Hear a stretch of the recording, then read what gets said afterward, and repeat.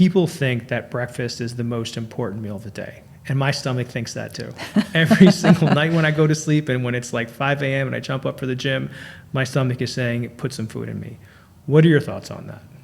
Well, I think there's a couple different ways I could take this.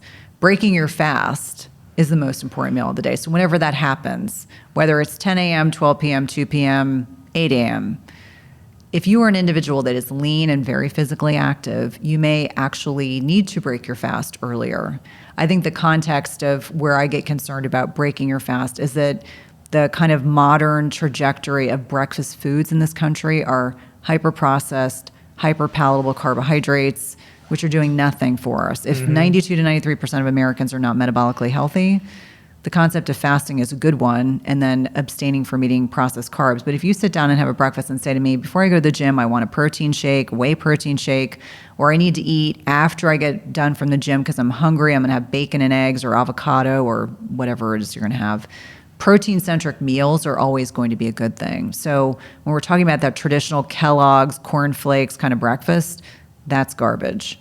However, breaking your fast at any time during the day, I think is absolutely fine. And if you are very physically active and you're hungry, don't not eat. That's always the concern, is that sometimes the message about fasting is, more hormetic stress, eat less, and I always say nourish your body. That is the most important thing you can do. And that's such an interesting point, right? Because I think very often when we get into these lifestyle modifications, we tend to look at the book or exactly what the black and white definition is. And the really experienced people actually say, listen to your body. In your mind, what does that mean?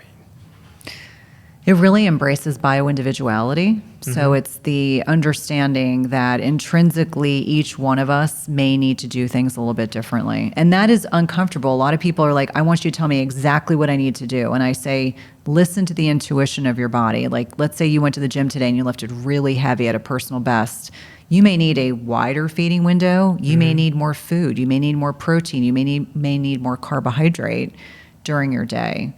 And so I think it's giving people permission to intuitively listen to their bodies if they're capable of that. Some people are still at a point where they're leptin or insulin resistant and they have to really work on the basics. But I would say if you're someone that is insulin sensitive, metabolically healthy, figuring out, like, do you need to put yourself to bed earlier? Is this a day you need to up your carbohydrate intake? Is this a day you need to take a break and not go to the gym? I mean, it is that simple to kind of check in with yourself and say, okay, today I need to do less. For an example, yesterday I didn't hit my protein macros, so today we're going to have a steak dinner. So I'm like, really it can be that bio-individual, figuring out what your body needs intrinsically on that given day and time.